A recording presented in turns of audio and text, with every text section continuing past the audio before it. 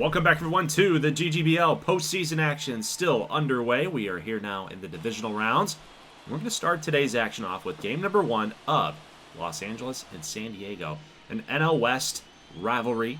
As we know, the Los Angeles Knights have been kind of the top dog here in the NL West, even dating back to GGBL 21. So you got a little lower happening here than the Gauchos last season, even actually dating back to GGBL 21 when they were the San Diego Defenders. Always been a really bad organization. So the fact that they are kind of on this miracle run here in Season 2 of this installment of the GGBL, pretty surprising, but it seems like right now they're kind of reverting back into that little shell where they might not be up to the task to take on a team like LA. Already bases loaded here. They got a sac fly. They'll get an out. Got another sac fly. Getting another run scored. It is now 2-0. LA, and hopefully they don't give up a big home run, right? That would be bad. Bottom 2, man on base. Yeah, there you go. Boris Almanzar, 2-run shot, making this thing 4-0. Meanwhile, we're going to check in on Janil Rivera here, holding on to that 4-0 lead. Top third, got a couple strikeouts and a lot of outs. Still a shutout here. Janil is pitching good. Let's jump here to the bottom of the third inning. We've got more runs on the board here for the Knights. That is a 2-run home run for Ethan Lederman. And it keeps coming in big blows here for the Gauchos. And it looks like this game is getting on track to be over. A blowout here. Los Angeles now with a 6-0 lead. They're going to tab Dwight Tupman to just get him over the edge here. We're only in the third inning, guys. Only in the third inning. Just try to eat some innings for us, get us into game number 2, and we'll see how that plays out. Because 6-0 against this type of team is very, very tough. But it's never over. Like Yogi Berra used to say, it ain't over till it's over. That is a solo home run thanks to Julian Reyes. I believe Julian Reyes is the second baseman who made an error early in the game. So he's kind of making up for it a little bit here. Eduardo Cabrera, ground ball. Shannon cannot make the play. We're still looking for our first out if you're a Knights fan. Is this where it comes undone? Here is Jeremy Floyd, the shortstop, the number 3 hole hitter. Deep drive into left center field gap. Almanzar corrals it. Got to get this thing in here quickly. Not in time. The run will score. It is 6-2 LA. San Diego coming back a little bit. 1-2 pitch here to Cornelius Kane. Literally the next batter up. He is going to shift the runner over. Just thought that maybe they could have gotten an RBI there, but no such luck. But Danny Riddle, literally the next batter, comes up with an RBI single. Kane goes to second. All right, it is 6-3. The Gauchos are slowly chipping away. They're coming back. 2-2 pitch here to Nacho Molina. Ground ball to first, and he elects to go to second. They try to fire back to first. They thought Nacho was going to be really slow. They could have doubled him up there, but no such luck. Still no outs in the inning. Oh my. Top of the fourth here, still nobody down. Franny Hyacinthe comes through with a 2-bagger, a 2 RBI double. Whew, 6-5. Harold Otto finally is the first out of the inning, and Janil Rivera's got 31 total pitches in this inning. So he's just been absolutely cruising up until this point, giving up 5 earned in this inning. That is strikeout number 4, so back-to-back Ks. And finally, Reyes goes down. That's going to end the inning. Reyes was the first batter that Rivera faced, by the way. Just a little FYI. He had to go around the order, giving up 5 earned runs. Meanwhile, on the other side, Dwight Tupman, who's pitching really well, just to hold this LA offense down. Going to strike out 1, 2, 3. Let's jump here to the top of the 7th. Abe Fink is coming on. Got a stolen base attempt here, but way out. Giovanni Ortiz completely hosed that runner. I understand why San Diego wants to get into scoring position there. They got to try to get the tie late in the ballgame here, but that might have cost them the lead. Julian Reyes, another home run, but this time it's to tie the ballgame up. That's a little depressing just because if you kept the runner on base, that's a 2-run homer, and you take the freaking lead. Ugh, that's gotta hurt. That's gotta hurt. But it is 6-6 regardless. You take it. against a team like LA. All right, Timmy Cuevas here, top 8. We're going to jump ahead here to the next inning. Cornelius Kane off the left field wall. He's going to roll in with a double, a leadoff double. San Diego is threatening. Uh-oh. Here comes Danny Riddle. Full count, pitch, and that is a deep drive to left. That ball is going to be over the head of the left fielder. Rounding third, headed for home is Kane, and he is way out. Way out.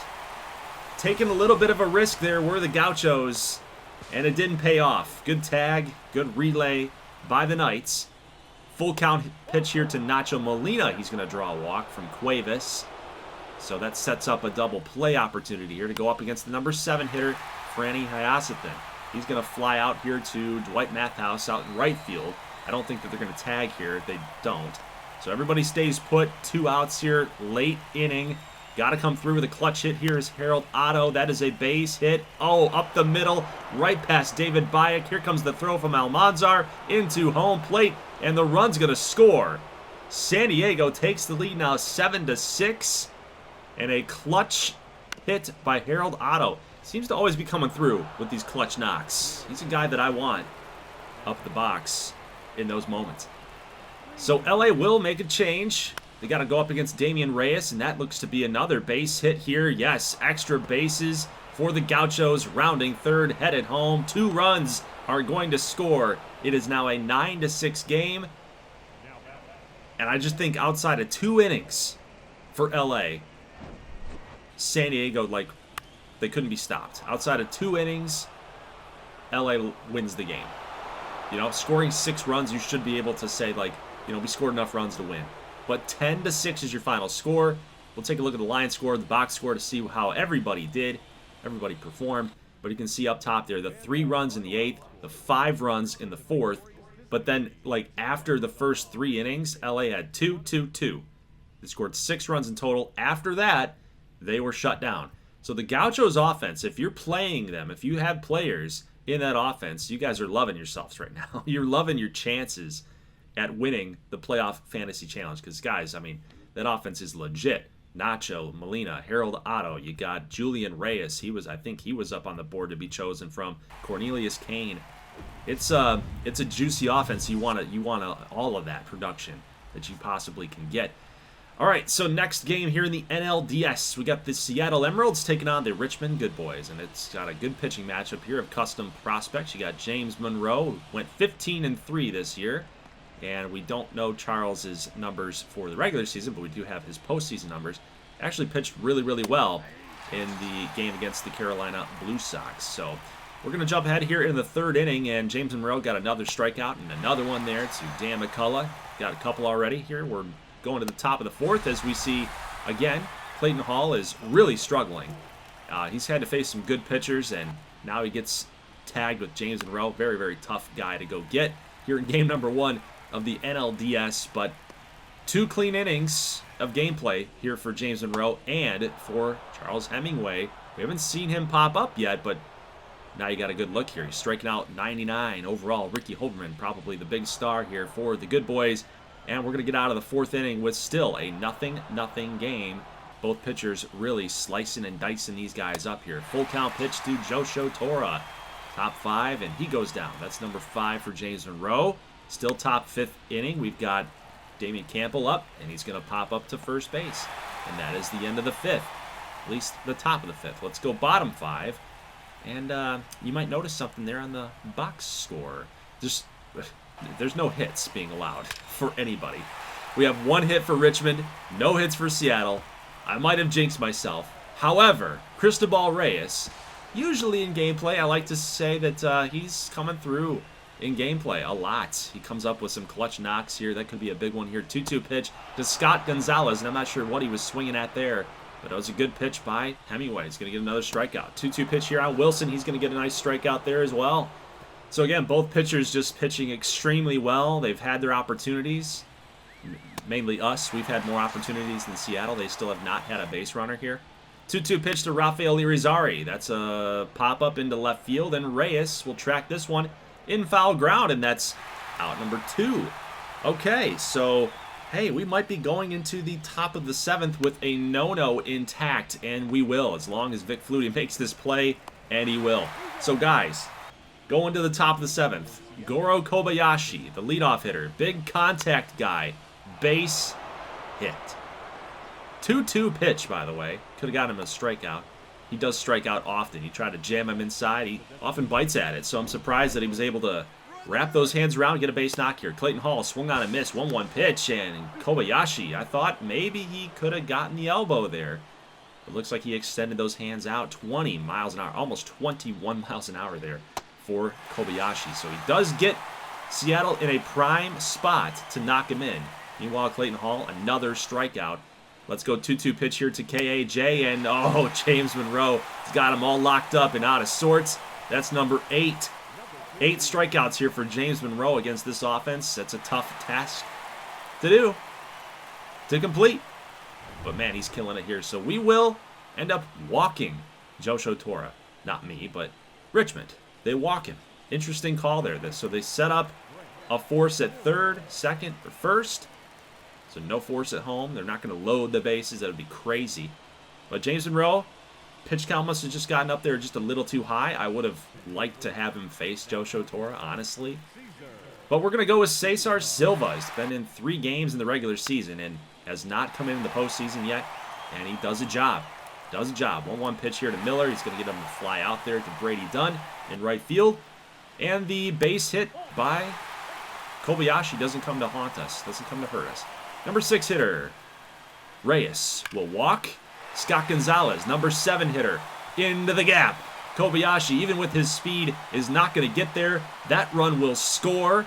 Richmond takes the lead here. Bottom 8, 1-0. Ooh, that was huge. That was absolutely huge. And we still have more chances to go, to knock some more runs in here against Giuseppe Young.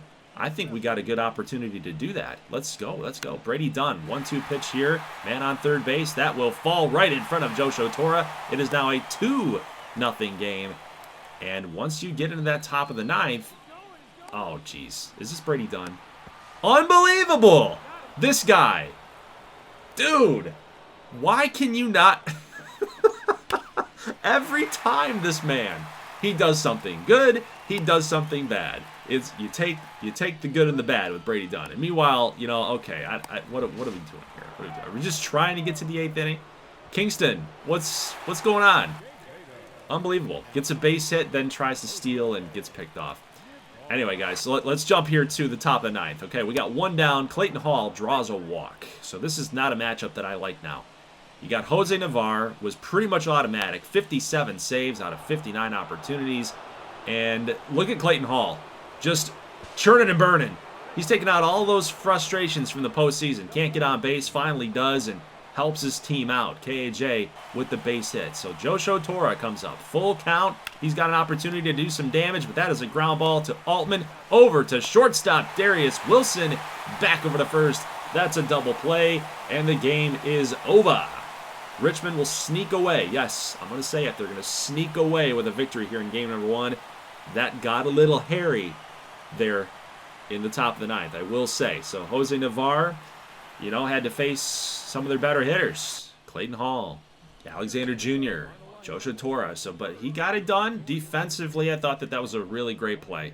Connor Altman had to go to his side, right? He had to go to his side and then throw that back over to second. That's a tough play. And then, of course, I think it was a little off. If you saw Darius Wilson, how he reacted to that, you know, he had to do a little spinorama to make that happen. So kudos to our defense, big time. So Richmond with the 8 strikeouts, backed by the almost no-hitter from James Monroe. I think that's what really helped us win that game. Pitching staff, like I've mentioned so many times before, pitching staff and bullpen is our strength. We've tried to add offensive pieces like Hoberman and Vic Flutie, and for whatever reason, we're still searching for that offense to kind of come around. All right, guys, so let's get out here to Columbus and Iowa. Game number 1 here for both these teams. We got Elliot Cora and Alejandro Encarnacion. This guy was acquired from the Vancouver Mighty Beavers along with Jarrett Tobin. So the Columbus Cardinals, they're really trying to seek out some pitching help, and it really helped them push to the postseason. Meanwhile, Elliot Cora here needs a big strikeout. He's going to get one. Lou Jernigan shaking his head. Yes, he knew it. He knew that he should have went after it. So Cora gets out of a little mini jam there in the second inning. Let's go bottom 2. Encarnacion, again, the piece that was acquired from the trade, is really pitching well here in this game. This is pivotal game number 1. Ground ball here, top 3rd. Again, Cora, a little bit of some jams. He's got some traffic on the base paths. Columbus just trying to find that one lone hit that's going to break the tie. 2-2 pitch here to Terry Haas. Encarnacion strikes him out. Let's go to the top of the 4th. 2-2 pitch here to Mazza. Line drive, but caught by Bo Calloway at first base. What a great play. So that would have been an extra base hit had Calloway not made that play. So 2-1 pitch here to Frankie Bowen. He's going to pop it up. Andino waving off the ghost out there. You don't have anybody behind you. Just shortstop on your glove side. It's funny. Striking out George Cruz here is Encarnacion, is number 6 of the ball game here. 2-1 pitch to Salvatore. Ground ball. McQueen. Oh, he throws Mazza off the bag. That could prove costly. So a good pitching performance against this lineup, you have to make those plays. McQueen getting out into the outfield. He's got so much speed that he's able to make those grabs. That's an unbelievable play right there at short. Nick Drake, meanwhile, grounding out here to Mazza and throws Anderson just a little off wide, but he's got enough stretch in those arms to take care of it. So, you know, Columbus might have gotten away with one. Lou Jernigan, by the way, off the wall with nobody down. Cora's still out there. Top 5, leadoff double. And you got to wonder here. Uh-oh, I was just going to say, you got to wonder, is Columbus going to come through in the clutch? They make a boneheaded decision there on the base paths. Lou Jernigan gets caught stealing. That's what it's going to be labeled as, a caught stealing. But McQueen strikes out too. So again, Cora gets out of a little jam. He's been masterful at that in this game here. So top 6, we're going to jump ahead. 8 strikeouts now for Cora. He's been pitching great, but finally tagged by Daniel Anderson, the big-time hitting first baseman. First home run of the postseason for him. And Cora says, my bad. My bad. How much blame are you going to put on yourself there, Elliot Cora? I mean, honestly, it was a good pitch. It was tailing away from his sweet spot of the bat. He just got it off the end. I mean, you can't blame yourself, dude. Like, you worked yourself out of some... Like, granted, you put yourself in some jams, but you worked yourself out of there, too. Your offense didn't come through today. The trade acquisition did. So you think maybe that Columbus has a good organization. They knew what they were getting with Alejandro Encarnacion. I think that they did. Player of the game somehow is the reliever. 2 2/3. Delman Marsh, 4 strikeouts. I'm not saying that at all. I'd probably consider Encarnacion, or I would consider the guy who actually gave him the lead, Daniel Anderson. But 6 Ks and 4 1/3 with no earned, that's got to be up there for player of the game. What do you guys think? Who's your player of the game here in this matchup? Meanwhile, for the Reapers, only 2 extra base hits, Andino and George Cruz. That is tough. Off the back of an 8 strikeout performance by your starter, your ace, actually. That's a tough one to swallow. Now down by a game. So now let's head out to an AL West matchup. You've got the Coyotes and the Las Vegas Nuggets. You got BJ Franks, who was 1 game above 500, but that ERA is not very sparkling by any means. 4.5 ERA, and that's coming out here in this ball game. Alexander Dugan, the rookie, a 2-run shot here in the bottom of the second inning, putting Vegas up on top, 2-0. We'll see how BJ Franks responds after that, but you know, I'm not liking his chances with that 4.5 ERA. Plus in gameplay, he just does not do very well. As evident here in the bottom of the 3rd inning. Bases juiced with 1 down. Play will be made out there by Navoa, but that's going to score another run. So Robert Thacker comes through with a sac fly. It's now 3-0. Again, we'll see how Franks responds here with 2 men on base. That is a line drive, and Josh Adams off the 1-hopper. Good throw back over to first. Luckily for the Coyotes, they get out of that inning. So 1-2 pitch here. Cheltenham going to strike out Paxton Burnside. He's like a KAJ. He really struggles against left-handed pitching. So let's go 3-1 pitch here against Neptune St. Clair. Top 4. Tyron Rex at the wall, giving a jump for it, but that ball is gone. Neptune St. Clair, the rookie. 415 to the deepest part of the ballpark. That is really tough. Plus, it was jammed high and inside on him, and he just wrapped the hands in and got that 2-run home run. So they are down by a run, and in the same inning, Colorado gets more men on base, and Tyron Rex comes through with perhaps the best defensive play of this entire episode. Look at that. I mean, he picked it off the ground. Amazing catch in center field is going to keep this game 3-2. Rex here with one down, up the middle, base hit. Josh Adams gave a good dive for it, just could not corral it. He wouldn't have gotten the out at first anyway. Rex is just way too fast. But that keeps the game 3-2. It could have been extended. Probably 4-2, 5-2 even. So Franks is going to get a clutch K. 2-2 pitch there to Johnny Aiken, the catcher. No! Oh, a grand slam for Vegas. It is now 7-2. And Franks gives up the big bomb. I think that's going to break the camel's back. I think this game is over now. Oh, man, that stings. It's only the 5th inning. Right down the middle. You can't do it. You just can't do it. So we're going to jump ahead to the top of the 9th. Ground ball here, and that will take care of business. They'll score 2 more runs. Will the Vegas Nuggets? Final score 9-2. So Colorado was completely shut down by the pitching staff, by the Nuggets. So Joe Cheltenham pitched very well. Player of the game is somehow Alexander Dugan. That's just weird to me. Like, yeah, he started the scoring, but what about Johnny Aiken? He had the grand slam. What about Tyron Rex? He had 2 hits, an incredible catch out there in center field to keep the game close. Got on base in order for that grand slam to happen. I don't know. I don't like the player of the games, the algorithm that's being put forth here by MLB The Show. So game 1s are done. Game 2 for Richmond and Seattle, I simulated this one, and Game 2 for San Diego, LA. That one is also simulated.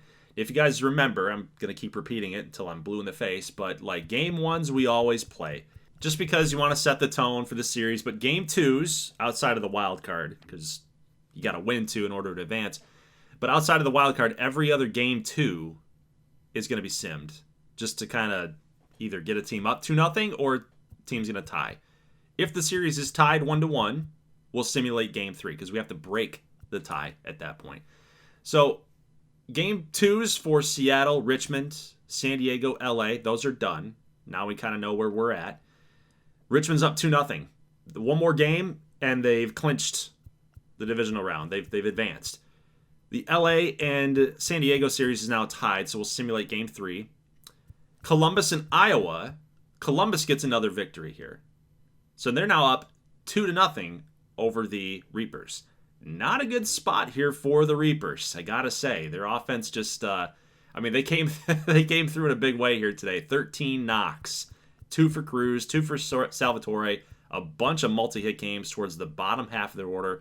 Strongman was not very good, 4 1/3 and a lot of runs, a lot of earned runs given up. Meanwhile, game number 2 for Colorado, they'll get a nice victory here, 3-0. So they finally kind of figured out the Nuggets offense. Joey Ruffing with a home run, Satchel Michaels with a double, Jackie Schreiber, guy that they acquired from the Philadelphia Flight in a trade. So I find it pretty cool that these guys that teams have acquired in trades are like coming through for them. I like to see that. So again, game number 3, series is tied for LA and San Diego. 11-2 victory, 17 hits today. 17 hits. And if you saw, Janil Rivera had 2 hits in this game. He was 2 of the 10 hits that happened. He's still hitting 181. So, LA, they got to get him going. They got to find a way. But, man, that San Diego Gauchos offense, Nacho Molina, Reyes, Kane, it's just juiced, man. It is absolutely juiced. So if you have players that you picked in your fantasy playoff challenge from San Diego, man, you're killing it right now. I can guarantee you that. So, guys, I can't get past this day unless we get through the Goodboys and the Emeralds series for game number 3. Richmond, of course, up on top 2-0. And they win and they advance to the NLCS for the second time in 2 seasons. So we'll see you in the next one here tomorrow. Part number 2 on Friday for game number 3. And then just the finale of the divisional rounds. So we'll see who's going to advance to the NLCS, the ALCS. And guys, I'll leave you on that one. So leave a like if you like this thing. I'll see you in the next one. As always, thank you so much for watching. And peace.